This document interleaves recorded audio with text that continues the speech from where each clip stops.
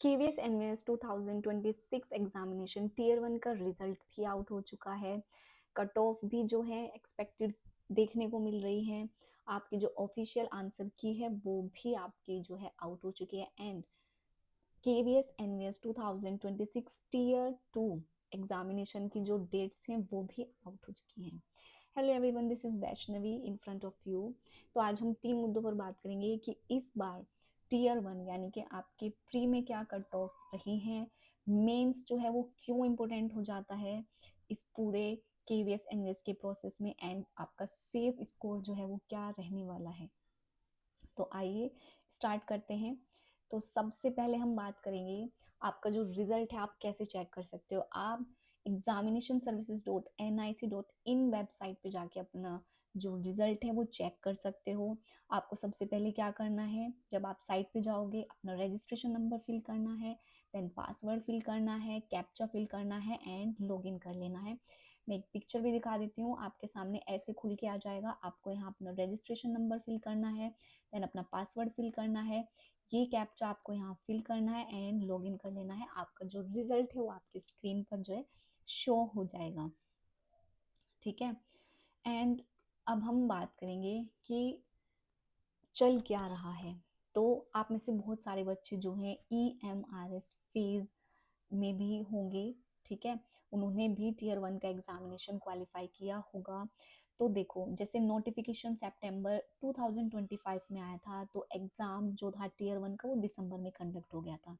Result आपका जनवरी में आ गया था एंड अब मार्च में आपका टीयर 2 का जो एग्जाम है वो होने वाला है। तो क्या स्ट्रेटेजी फॉलो रही है केवीएस एनवीएस जो है वो भी सेम पैटर्न सेम स्ट्रेटेजी जो है आपका फॉलो कर रहा है।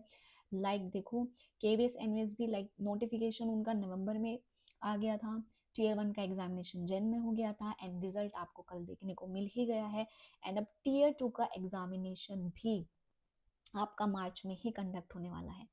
तो क्या स्ट्रेटजीज हो रही हैं, सेम स्ट्रेटजीज आपकी 2022 में फॉलो हुई थी आपके इलेक्शन से पहले, और ऐसे ही इस बार भी देखने को मिल रहा है कि 2027 में इलेक्शन है एंड ये क्या दिखाना चाह रहे हैं कि हमने बहुत सारी भर्तियां निकाली हैं, केवीएस एनवीएस ईएमआरएस की बहुत सारे नए निर्माण हुए हैं स्कूल्स के, है ना। तो ये सब क्या है कि हमने ये अचीव कर लिया है। तो कहीं ना कहीं देखा जा रहा है कि ये सेम स्ट्रेटजीज जो है आपकी फॉलो हो रही हैं, है ना।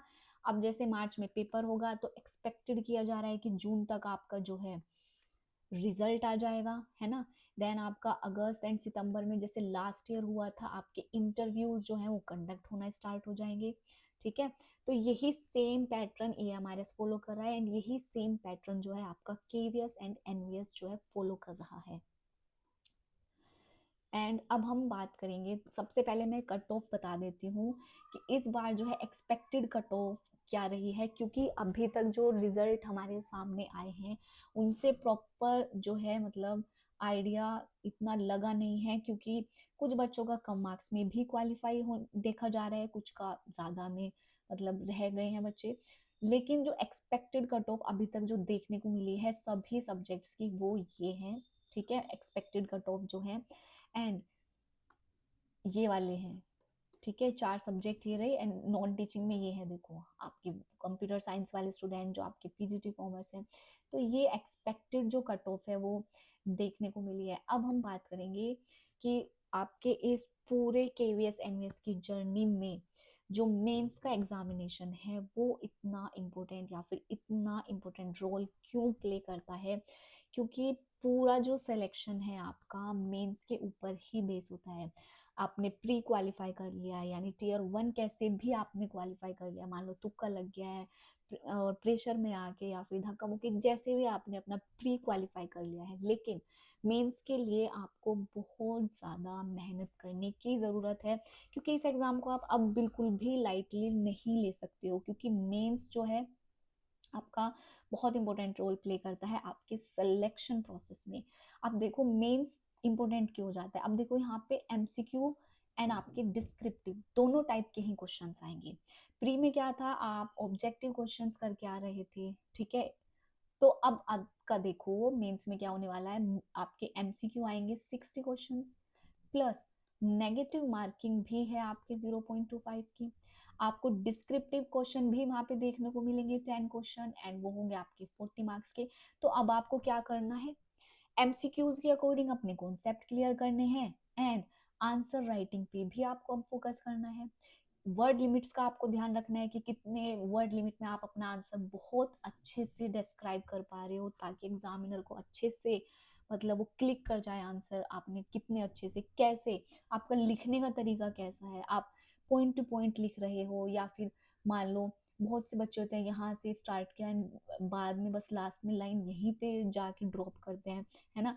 या फिर आप फ्लो चार्ट यूज कर रहे हो, किस टाइप से आप आंसर राइटिंग, किस तरीके से आप प्रेजेंटेशन दे रहे हो। आंसर राइटिंग में मेन जो फोकस होता है आपके प्रेजेंटेशन पे देखा जाता है, एंड आपकी जो प्रेजेंट करने में मतलब कम वर्ड्स में या फिर किस तरीके से आपने अपने आंसर को प्रेजेंट किया है, तो मेंस के एग्जाम में ये बहुत इंपॉर्टेंट हो जाता है। तो अब आपको अपनी जो आंसर राइटिंग है, क्योंकि एमसीक्यूज बेस्ड क्वेश्चंस तो आप ऑलरेडी फिर भी कवर कर चुके हो, लेकिन राइटिंग जो है आपका राइटिंग पार्ट जो इस बार आया है, ये आपको बहुत अच्छे से करके जाना है, ठीक है। क्योंकि एनालिसिस भी होना है इसका, और बहुत अच्छे से एनालिसिस होगा, ये नहीं होगा कि एकदम से ही करेक्ट कर दिया जाएगा, आराम से पढ़ा भी जाएगा आंसर। तो इसमें आपका 2-3 महीने का टाइम जो है मेंस के एग्जाम के बाद लग सकता है। एंड मेरिट, मेरिट में आना है तो आपको एक सेफ स्कोर, यानी कि आपको 85% के आसपास तो अपना जो मेंस में टारगेट है वो लेके चलना ही होगा। क्योंकि अगर इतना टारगेट नहीं रखोगे तो कहीं ना कहीं आप लैग कर जाओगे, एंड मेंस कहीं ना कहीं आपका रह सकता है। एंड मेंस के लिए तो आपको बहुत ही ज़्यादा मेहनत की ज़रूरत है। 1 महीने से कम का जो टाइम है वो आपके पास है, एंड अपने बेसिक कॉन्सेप्ट्स भी क्लियर कीजिए, आंसर राइटिंग पे भी उतना ही ध्यान दीजिए। तो आज की वीडियो ये बहुत इंपॉर्टेंट है, एंड ये सभी स्टूडेंट्स तक आप शेयर कीजिए जिनको इस वीडियो की ज़रूरत है कि कैसे अब आपको क्या करना है, क्या प्रोसेस रहने वाला है, ठीक है। तो आज की वीडियो में इतना ही। एंड अगर आपको फिर भी केवीएस एमएस से रिलेटेड कोई भी प्रॉब्लम है या फिर कोई भी आपका क्वेश्चन है, तो आपका डिस्क्रिप्शन बॉक्स में गूगल फॉर्म ऐड है, आप वहाँ पे जाके उसको फिल करके अपनी प्रॉब्लम जो है हमसे डायरेक्टली पूछ सकते हैं। क्या आपको कुछ समझ में नहीं आ रहा है, या फिर आंसर राइटिंग कैसे करनी है, कैसे अब अपनी 1 महीने की स्ट्रेटेजी आपको बनानी है ताकि आपका मेंस क्लियर हो जाए, आप इंटरव्यू के लिए सिलेक्ट हो जाएं, ठीक है। तो आज की वीडियो में इतना ही, मिलते हैं नेक्स्ट वीडियो में एक नई अपडेट के साथ। Thank you.